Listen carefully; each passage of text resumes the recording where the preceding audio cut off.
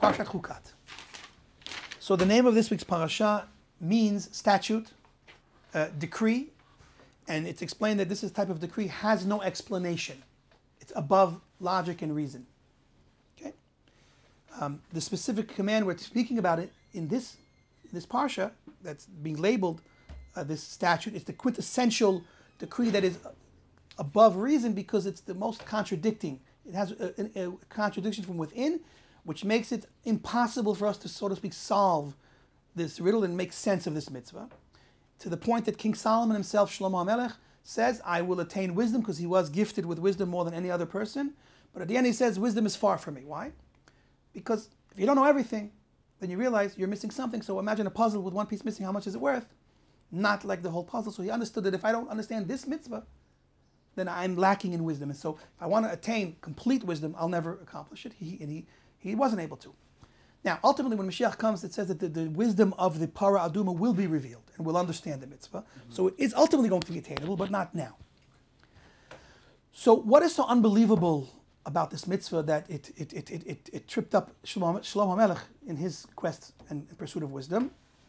So it's this internal contradiction that the same element that purifies people that are contaminated from the most severe level of impurity, which is coming in contact with someone that's dead, death being the ultimate of negativity. In fact, the first sin brought death to the world, and so death is the ultimate negative. That's why when Mashiach comes in the future, so one of the things that are going to be eradicated is death, because in a perfect, beautiful, only good, pure world, you can't have something as negative as death. So death will be abolished. There will be no more death. We will live forever in the future world. And so death is the worst. So the impurity of death is connected with this terrible thing that came to the world only through sin. But once we overcome sin and beat sin ultimately forever, there will be no more death. And so this idea of the contamination is connected with all of this. So you have an element that we produce called the ashes from the Parah Aduma, the red heifer, which we turn into some special sprinkling water that purifies the people that are contaminated from contact with the dead body. The process of making this solution, though, is that the people that are involved in making it all become contaminated.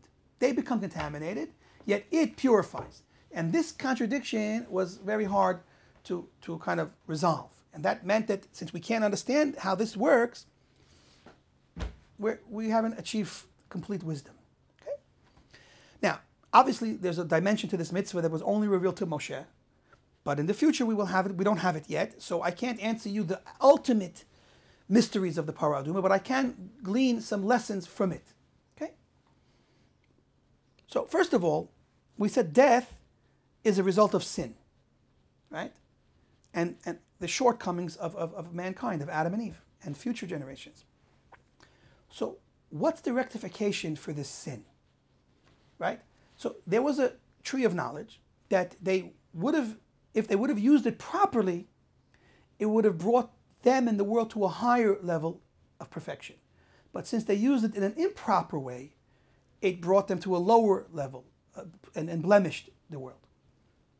Okay, so let's look at this mitzvah also right now. The Parah Aduma, first of all, you should know that the whole process is that they, unlike any other process that was connected with the Beis HaMikdash or the Mishkan, they went completely outside of the camps of the Jewish people. So it was done specifically in the Midbar, in the Mishkan, and in an absolute public area that's not considered private, which is the opposite of everything else we do in the temple. So another unique aspect of this service is that it's done out of the temple, not in the temple. Why is a temple service being done out of the temple? Very interesting. But when they sprinkled from out of the temple, in the case of the Mishkan, from out of all of the camps of the Jewish people, they sprinkled in the direction of the temple. Very interesting ideas. And again, the same element caused people to become impure and purified others.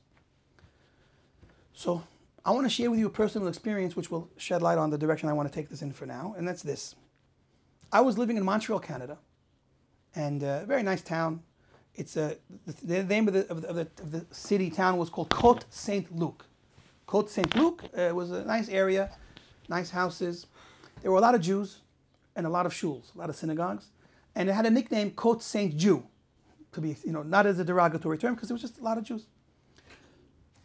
Now, I remember walking past a strip mall, one of these on the street, a strip mall that had a bunch of stores, and you're walking along the sidewalk and you pass this type of mall. And I remember walking into the mall and following the stores that were there and looking at the different windows. And I came across an area, I don't know if they still do it everywhere, but they put posters. There's an area that's designated for advertisements that people can come and staple up posters of what's happening, events, this and that. And I remember looking at this poster board, and I stepped back. There was a new movie being released, right? That was, even just reading it, thank God I didn't put pictures, but it was very gross in its promiscuity and vulgar, and it was clearly something that was not the kind of thing you want your children to see. And here it was on the street for all to see. And maybe, I don't remember, maybe it had a little bit of a not nice picture. I don't remember, but thank God I don't remember the picture. But it was terrible from a perspective of Torah values, godly values, wholesome values, family values. Not nice. And I remember looking to the right, seeing another advertisement that one of the great tzaddikim, one of the great holy sages and rabbis, Kabbalist, deep spiritual, mystical man, was also visiting Montreal and was going to be in different synagogues to meet and get a blessing, give blessings. And I was like, wow, what a contrast, so close together. On this bulletin board, this poster board was used to display promiscuity and what leads to all kinds of bad behavior, breakings up of the marriages ending, because of course if the whole world is available for you to see and want, then everybody wants everybody, and that's why the divorce rates are up to who knows what kind of numbers today, because everything is opened. Things that only your husband should see are plastered on. You go to the airport trying to just simply go from one city to another, and you got to pass larger than life pictures of women in their lingerie, and all these kids and women and husbands and wives have to walk past this, and not only the men are looking at it, but the women are like, why can't I be like that? It just destroys people. It's crazy what's going on. I mean, I don't want to overdo this at one point, but the idea that you can have a 50-foot size picture of a woman that's showing her even what her husband doesn't see is insane. And this is what this bulletin board was showing us, telling us about. And again, anything you can make, the more perverted it is, the more we define it as art, New Age art, beautiful art. And we go and we appreciate, and what is it really? A celebration of the human animal, which is less and worse than a regular animal. Because we choose to lower ourselves to be an animal when we really are supposed to be higher than these animals. And that's what we're doing. We're celebrating and defining it as art to justify our lusts and our animalistic instinctual behavior, which is worse than animals. Yet, on the same bulletin board, we had another option, to go and to look at the face of a godly person, a holy person, a righteous person, a spiritually powerful person, to speak to him, to get blessings from him, and to become uplifted, to be drawn closer to God, to become more godly, to become a better person. Unbelievable contrast, unbelievable contradiction, no? Mm-hmm. And that's this world for you. This world is interesting. Free world, right? We're free. Land of the free, home of the brave. What is it all about? We're free to do what we choose. There's no one telling us what to do. There were times where Jews were being persecuted, pursued, killed, abused. Today we're free. And all of mankind, we're mature, we're free. And it's up to us to educate ourselves and choose our life path. We're free to do whatever we want. We can become that poster, or we can become that poster.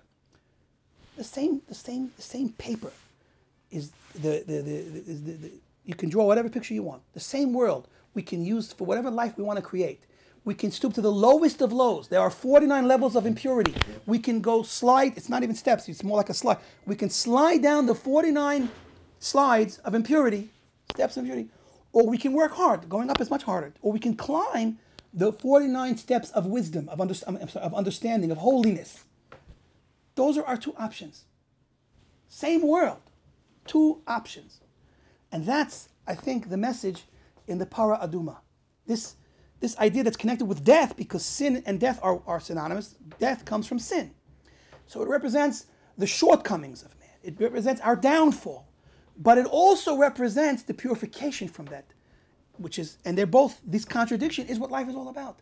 The internal contradiction with body and soul coming together. I can become the worst person, I can destroy this world, or I can become the best person and build this world. I'm either the biggest builder or the biggest destroyer, or somewhere in the middle. And that's the symbolism in the whole procedure. The whole procedure. We went outside of the holy realm of the camp, but we're sprinkling and we're directing it to the Holy of Holies. Why? Because that's our choice in life. We are forced to be involved in this world. We have to get jobs, build a home, raise children. We're forced to live a human life, a physical life. The end of it is, what do we do with it? How do I direct it? Am I directing it up, or am I allowing it to bring me down? Same world, same life. I can either make something holy of it, something beautiful of it, or I can make something unholy of it and despicable. And so that contradiction is exactly what we're taught. The contradiction of the Parah Aduma, where it purifies some, but it contaminates some, is really just a symbol and a representation of this world, which some will come here and become purified and uplifted. And some will come here and become contaminated and bring themselves down and the world down.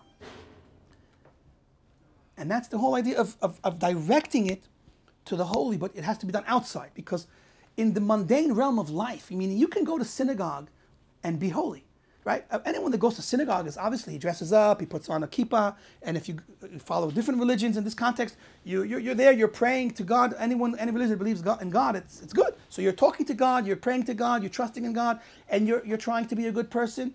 That's great. That's great. That's what all religion is about. But when you go out of the synagogue, that's what's really going to define who you are. It's not truly being holy and being righteous if you sit down in a synagogue and behave. Of course, everyone behaves in synagogue. Everyone behaves when they go to worship. What do you do when you leave the synagogue? So you worshipped in synagogue and you actually donated money to the synagogue, and then you go and rip people off. You find loopholes in contracts so that you can steal people's homes and steal people's bank accounts, and you call yourself a righteous man? The true test of who and what you are is how you behave in the world, in the physical world, the real world. That's outside of the temple. And that's why we go outside of the temple, but we have to direct our actions to the Holy of Holies, meaning everything we do, whether it's in the temple or whether it's out, has to ultimately be directed towards that nucleus, towards that center of it all, which is goodness, truth, godliness, Torah. Okay? That's the solving the riddle of the Parah Aduma. That's one of the solutions for the riddle. It's really a riddle of our own lives and what we're here to accomplish in this world.